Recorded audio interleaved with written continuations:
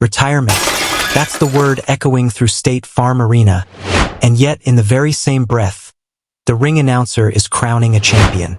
Your winner by way of technical knockout, still undefeated, the new unified WBA and WBC women's middleweight champion of the world. One word ended a career, and the next one extended a dynasty, and somewhere in the middle of all that noise, a whole separate drama was unfolding that nobody on the broadcast was going to touch. But we are. Hello, and welcome back, my jurors.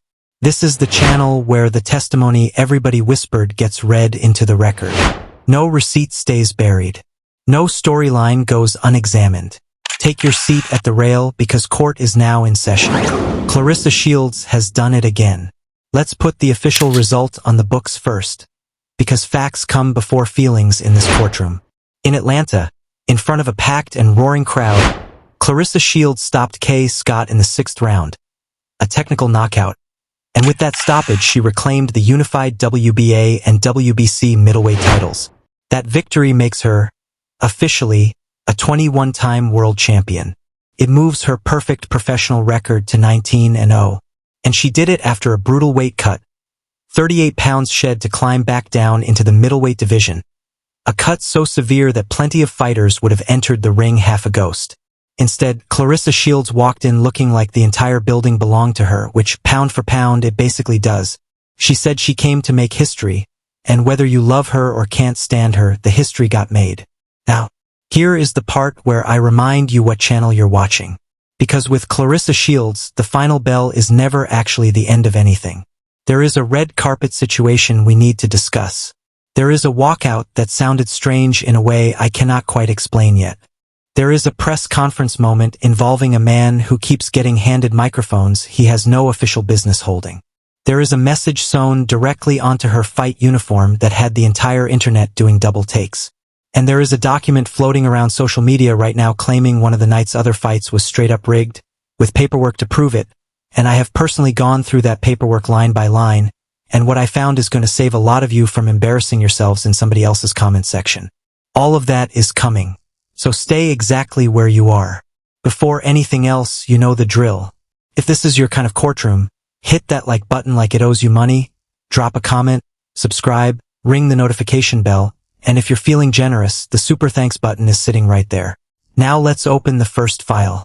The first file is the arrivals. The moment Clarissa Shields and Papoose'S stepped into that building, the internet clocked in for its shift. Let's start with the dress, because the dress is where the timeline started swinging. Clarissa arrived in a structured, breast-dominant gown, and I am going to say the quiet part out loud, because everyone else already did. The silhouette of that dress was designed for a body type that Clarissa Shields does not have, and the comment sections noticed within minutes. One viewer wrote that the cups on that dress were given absolutely nothing to do. Another asked, and I am not making this up, what is structurally holding that dress in place? And that's actually a fair engineering question because the bodice was clearly some stiff, sculpted material standing at attention all by itself. And several people pointed out that anybody walking beside her at the wrong angle was going to get a view that no red carpet should ever provide. And can we be honest about something else? We have all already seen far more of Clarissa than any of us asked to, courtesy of that moody all-black photo shoot she did where she played mysterious for the camera and then, oops, the mystery solved itself. So the second that dress appeared, half the internet already had a reference image burned into memory. That's not me being messy. That's just what happened. Now let's talk about the man beside her, because Papoose'S managed to get dragged from two opposite directions at the same time, which honestly is a talent. For years the man has been clowned for never removing that hat, and in Atlanta the hat finally came off and the timeline immediately split into two camps.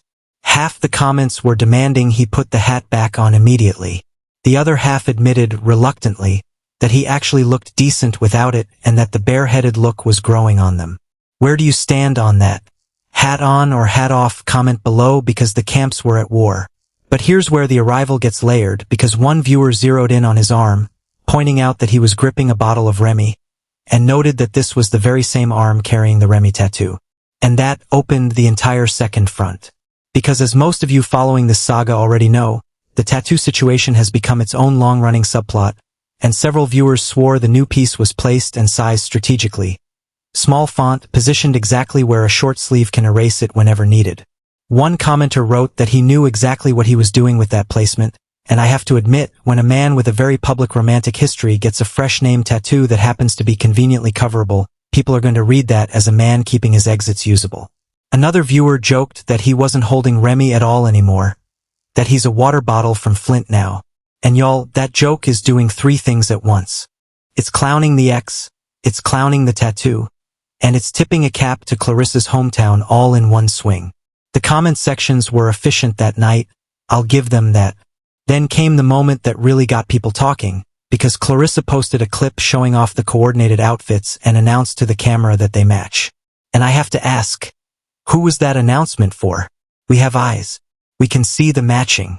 Unless she was addressing a room of the vision impaired, stating the obvious was a choice. But if you listen closely to that clip, and I replayed it more times than I'll admit, there is a moment where it sounds like Papoose'S adds a little something extra, something along the lines of confirming they're together. And once you hear it that way, the whole clip reads differently. Suddenly, We Match isn't about outfits at all. Suddenly, it's a status announcement wearing a fashion statement as a costume. You tell me whether I'm reaching, but play that clip back and listen to what's underneath the words. Now here's a detail from the arena that I haven't seen anybody else catch. And it brings us to the walkout because this is where things got genuinely strange. Lotto was there. Lotto was booked to bring Clarissa Shields to the ring, which is a whole moment. A hit artist soundtracking a champion's entrance in a jam-packed arena. The broadcast made a point of noting how loud the building was, how the whole crowd knew the words, how this wasn't just a fight night, it was the entire scene. And all of that is true. But here's my problem. I could barely hear a thing. The audio on those walkout clips was echoey, muddy, distant, like somebody recorded it from inside a parking garage. And I'm sitting there leaning toward my screen like I need a hearing aid, trying to catch a single clean lyric. And I want you to hold this thought because it matters in a second. The entire time, I assumed the song was the one where Lotto mentions Clarissa by name. Give me that. That's the obvious soundtrack, right? The tribute record. The one that would make the whole arena sing along. Except that's not what she performed.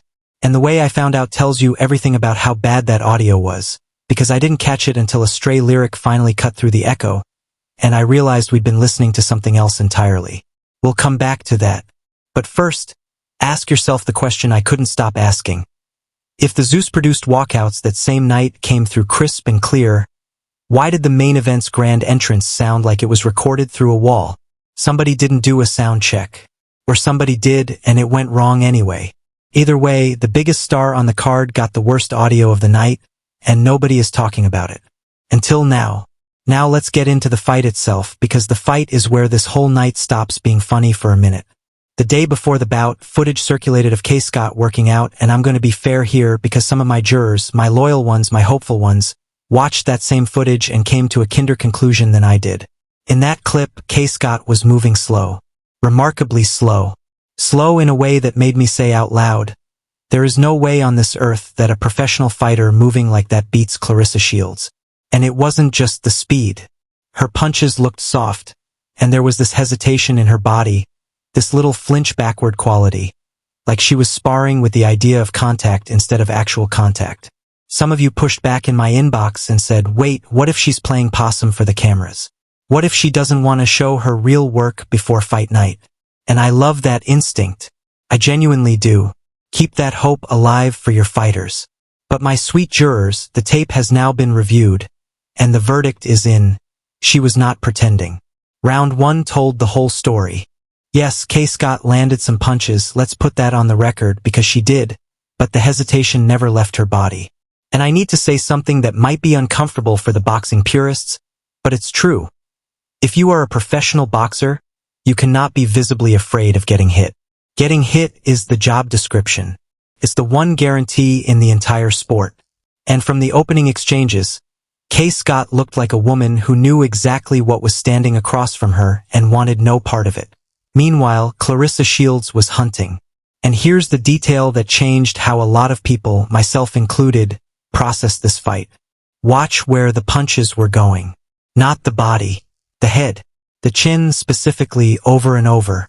Clarissa was clearly chasing that knockout, the fourth of her career, and she was aiming at the most vulnerable real estate on her opponent to get it. Now hold on, because this is where I have to pump the brakes on my own first reaction, and I'm going to be completely straight with you. Kay Scott suffered a head injury 2 years ago. That's public record. And when I first realized that Clarissa appeared to be targeting the head of an opponent with a documented head injury in her history, my stomach turned a little. I'm not going to pretend it didn't. My first honest reaction was, that's cold. That's surgical in a way that sits wrong. But then I sat with it, and here's where I landed, and you can fight me in the comments if you disagree. Her doctors cleared her. The athletic commission cleared her. She is a grown woman who walked herself into that ring with her eyes open.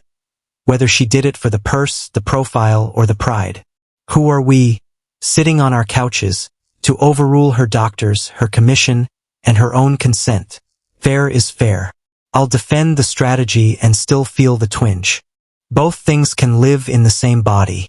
And here's the part of fight night that raised my eyebrows for a completely different reason, because Clarissa Shields stood at that podium in front of Floyd Mayweather himself. Yes, the Floyd was in the building at the weigh-in and at the fight, and she said something that I don't think she fully heard herself saying. She told the room with a smile that she had studied Kay Scott relentlessly, that she stalked her Instagram. Her words: Kay Scott was her girlfriend for the entire camp. She said she wasn't even able to be with her man because she was so deep inside Kay Scott's page. And look, on one level, that's just a fighter talking about preparation, and it's funny, and the room laughed. But my jurors, write that quote down and put a pin in it, because that woman just admitted on a microphone in front of cameras that she conducts deep surveillance on other people's social media. Remember that confession. It's going to matter before this video is over. Quick rewind first, because we skipped the weigh-in, and the weigh-in feeds directly into everything that comes next. The face-off footage from the day before had its own gravitational pull. Floyd Mayweather in the building for that too, cameras everywhere. 2 women nose to nose while the flashbulbs did their job. And it was at that weigh-in that the first copying accusations of the weekend were born, because viewers clocked Clarissa's pose, her styling, even the tongue-out expression, and matched it frame for frame against Alicia Baumgardner's own weigh-in imagery. At the time, people debated whether it was homage, coincidence, or trolling, and I'll be fair, reasonable people could argue homage. Fighters reference fighters all the time. But hold that debate in your pocket, because the reason it stopped being debatable is what happened roughly 24 hours later, when it happened again wearing a different woman's design. Because now we open the copycat file. Within days of the fight, the comparisons started circulating, and when I tell you I put the images side by side and just stared at my screen, the weigh-in outfit, the pose, the tongue out, the exact energy, it mirrored Alicia Baumgardner so closely that people started using a phrase I can't get out of my head: destiny swap. And it's not an isolated incident, because then Franchon Crews entered the chat, and Franchon did not come to play. Clarissa walked out on fight night in a red, sparkling, genuinely beautiful outfit, and let me be fair again, because I said what I said about the arrival dress, but this ring walk look was gorgeous, except for one problem. The design bore a striking resemblance to Franchon Crews' design. And this wasn't even the first time. There was a previous event, an orange gold number, where viewers clocked the same pattern, and I showed the receipts then too. Franchon finally addressed it, and she addressed it like the grown, credentialed professional she is. For educational purposes only, she said. No more energy harvesting. No more trying to destiny swap. It's your world. Be happy and live in it.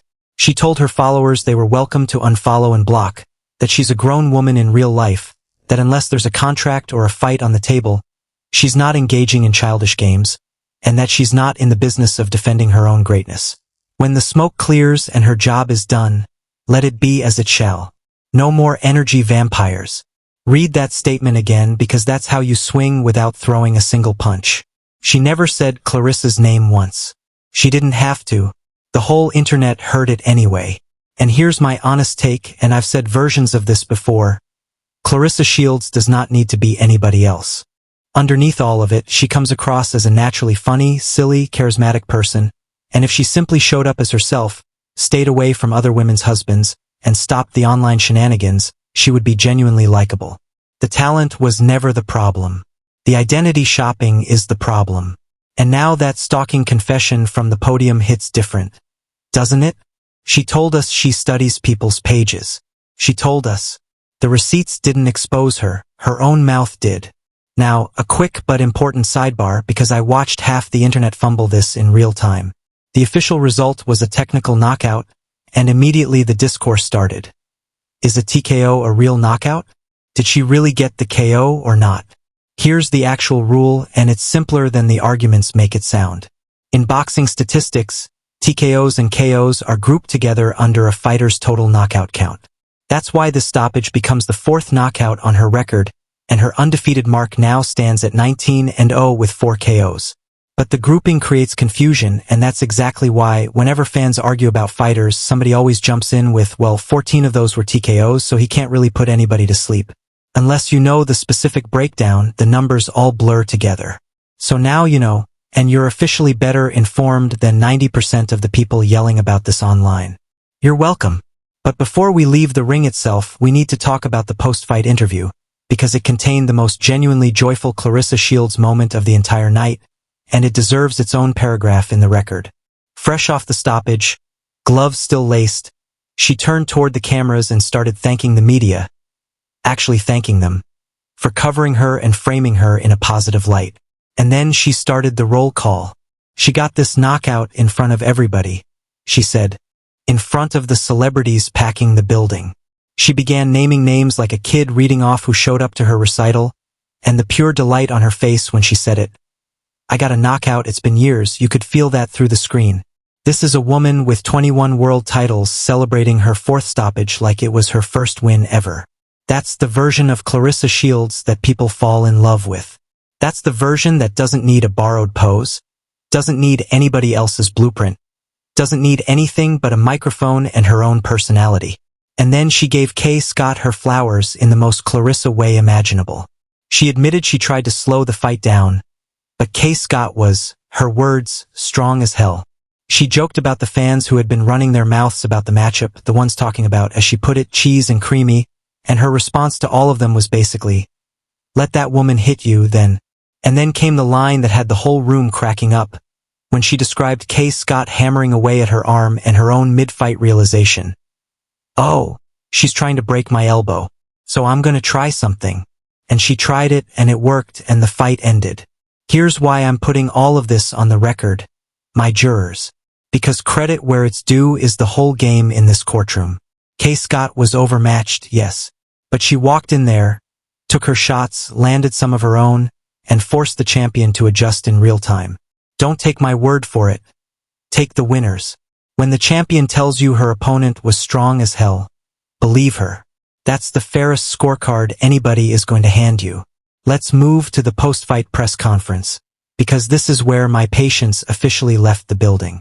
Clarissa Shields sat at that table, still wearing her gloves. Hold that detail, we're coming back to it. And at some point, a microphone ended up in the hands of Papoose'S. And I have a simple question. Why? He is not her manager. Both of them have said so publicly multiple times. He is not her trainer. He is the significant other. And yet, there he was, delivering a whole speech at a professional athlete's press conference, complete with that one raised finger that the entire internet has grown to despise. And this isn't even his press conference debut, because some of you remember the last time he got near a hot mic at one of her media events. He started rapping at a press conference. A whole freestyle about how when he takes his girl out, he pays for it in full, they don't split the bill, invoking babyface and whip appeal like it's 1988. The backlash then was swift and merciless, with viewers asking why a grown man needed to announce on a microphone that he picks up the check. And yet in Atlanta, the mic guest returned, this time to lecture the media about how critics talk down on Clarissa's opponents, name-dropping past opponents who went on to score knockouts in their very next fights, making the comparison to how fighters looked ordinary against Mayweather. And the response from the internet was a unanimous, thunderous, we don't care. That's the part he never seems to compute. This was her night, her belt, her press conference, and the takeaway clip was him. Whether that's love, loyalty, or a man who cannot let a microphone pass him by, I'll let the jury decide. But now let's settle the gloves mystery, because this one actually has an answer, and I did the homework so you don't have to. The moment people noticed Clarissa sitting through that press conference with her gloves still on, the speculation went straight to the darkest possible place. Something's in the gloves. She can't get a knockout without help. And I'm going to be real. I thought that theory was lazy from the jump. If we've all agreed K. Scott was an overmatched opponent, and the cherry-picking accusations against Clarissa were loud before this fight for exactly that reason, then why on earth would she need a loaded glove to beat her? It made no sense. But the gloves on detail still nagged at me because if you've ever worn boxing gloves, you know your hands cramp and sweat, and nobody sits through a press conference in sweaty gloves for fun. So I looked it up. And here's the actual rule. After a stoppage, the referee and athletic commission inspectors check the gloves to confirm nothing illegal was inside, and a fighter must get permission from an official before removing them. That's it. That's the whole mystery. She was sitting there in those gloves because procedure said she had to. Sometimes the boring answer is the correct one, and the boring answer just saved us all from a conspiracy theory. And now we arrive at the detail that, for my money, was the most Clarissa Shields moment of the entire night, and it was stitched right onto her uniform. Emblazoned on her fight kit were the words, "A powerful divorce." Now, I need everyone to sit with that. She walked into a championship fight wearing a message about a divorce that, as of this recording, has not happened. Remy Ma and Papoose'S are still legally married. The papers, famously, remain unsigned. So is it an affirmation? A manifestation? A threat? A taunt aimed at a specific woman's address? Whatever it was, the internet treated it like a flare going up, and the response from Remy's corner was surgical. The reaction making the rounds boiled down to this: "Too bad it ain't that powerful because he still hasn't signed." "I digress," she said. "See you." 2 sentences. That's a veteran. That's someone who understands you never swing wild when a jab will do the job. And the uncomfortable truth underneath all the jokes is this. As long as that back and forth between Remy and Papoose'S keeps burning, and as long as those papers stay unsigned, that slogan on her uniform is going to read less like a prophecy and more like a wish. A forever marriage, apparently, is the one opponent Clarissa Shields can't stop. Now, if you're just tuning your attention back in, let me reset the stakes in one breath, because the night is bigger than any single scandal. An undefeated 21-time world champion just defended her throne after one of the most punishing weight cuts of her career, in front of a sold-out arena, with the most famous boxer alive watching from a ringside seat. And somehow, the belts are not the headline. The dress is a headline. The man with the microphone is a headline. The message on the uniform is a headline. The paperwork is a headline. That right there is the entire Clarissa Shields phenomenon in one sentence.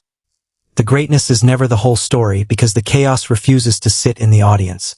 Keep that frame in your mind because everything left in this file only makes sense through it.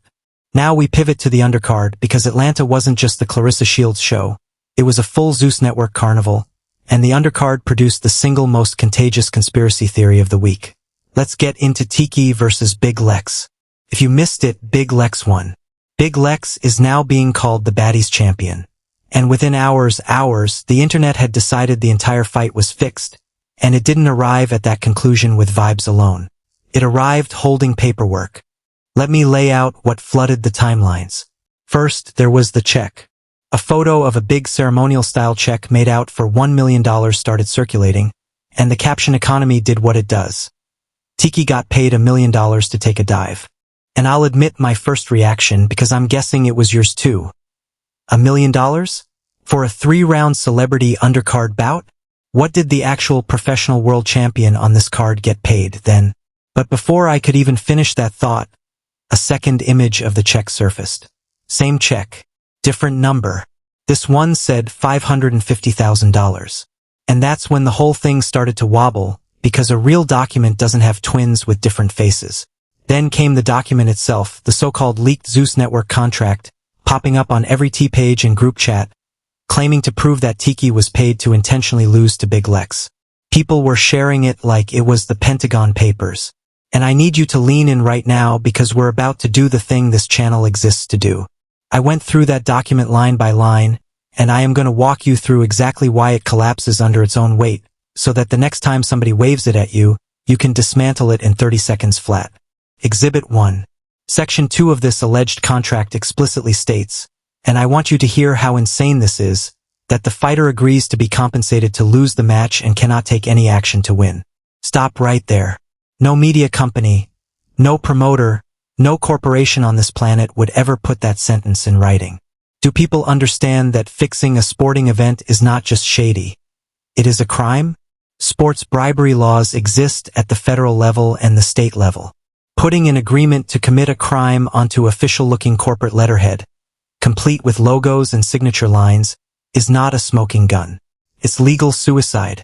Real corruption uses whispers, middlemen, and deniable language. It does not use a numbered clause that basically reads, "We, the undersigned, hereby confess." Whoever fabricated this document understood drama. They did not understand law. Exhibit 2. The address. The paperwork lists a corporate address in Davie, Florida. Zeus Network's actual headquarters are in Burbank, California. Whoever built this template grabbed a random address and prayed nobody would double-check. We double-checked. Exhibit 3. The money. A flat $1 million purse is reserved for elite, top-tier, world champion-level boxers headlining major pay-per-view events. Reality TV personalities in a 3-round exhibition undercard are not clearing a flat million per fighter. That number wasn't calculated. It was inflated, specifically engineered for maximum outrage and maximum shares. Big round numbers travel. Truth limps behind them. And Exhibit 4, my personal favorite because it's so small and so fatal. The fonts. The whole document is typeset in basic default word processor fonts with crooked, inconsistent spacing that no legal department on earth would let out the door. And then, the finishing touch. Tiki's signature on this alleged multi-$100,000 legal instrument ends with a little hand-drawn heart. A heart. On a fight-fixing contract. My jurors, that is not how legal documents work. That is how a T-page manufactures a viral moment, and I say this with love because I enjoy the circus as much as anyone. Whoever made this is exactly how people end up getting sued. And here's the uncomfortable layer underneath all 4 exhibits. The reason this forgery worked. It didn't spread because it was convincing. It spread because it was confirming. Half the timeline already wanted the fight to be fake, and a document that agrees with you never gets examined the way a document that challenges you does. That's the oldest trick in the misinformation playbook. Don't persuade people. Just hand them a receipt for something they already believe. It took 48 hours and a heart doodle for the whole thing to unravel, and by then the accusation had already done its damage. Remember that mechanism. It's going to matter again before court adjourns. So let's put it in the record cleanly, because precision matters here. The fight happened. The paper is fake. Those are 2 separate facts, and the internet keeps welding them together. But, and this is a big but, then there's the clip. Because after the decision, cameras caught a moment between Tiki and Big Lex, and if you run it back and listen closely, Tiki appears to tell Big Lex, "You owe me." Big Lex reacts by smiling and pushing her away. And I know exactly what that clip did to people because it did it to me for a second too. You're watching it thinking, well, there it is. Confession caught on a hot mic case closed. Except it's not closed. And here's where we have to use the one tool the timeline refuses to use. Common sense. Think about what that theory actually requires. It requires Tiki to be so careless that she would openly reference a fixed fight within range of microphones and cameras, in public immediately after the bout. Nobody running an actual fix behaves that way. If a fix existed, it would be discussed behind closed doors, through people paid specifically to keep it quiet. And think about who Tiki is for a second. This is a woman who bought her first house off a Zeus check. Her livelihood lives inside that company. There is no universe where she torches her own income stream with a clumsy on-camera confession. The far more likely reading of that clip is the boring one. It was a joke between 2 performers who knew exactly what the internet was already saying, which is why Big Lex smiled and shoved her instead of freezing in panic. Now let me be precise because I refuse to oversteer in the opposite direction just to sound smart. Am I telling you the fight was 100% legitimate? No. What I'm telling you is that if it wasn't, we would never find out from a forged contract and a hot mic joke. That's the whole point. The absence of proof isn't proof of innocence, but fake proof isn't proof of guilt either. And I'll be honest with you about something. I love the drama of all this. I love the mess. I cover the mess for a living. But I refuse to sit here and play dumb for engagement when the document in front of me has a heart doodle where the notarization should be. That's the line. We can enjoy the circus without buying tickets to the fiction.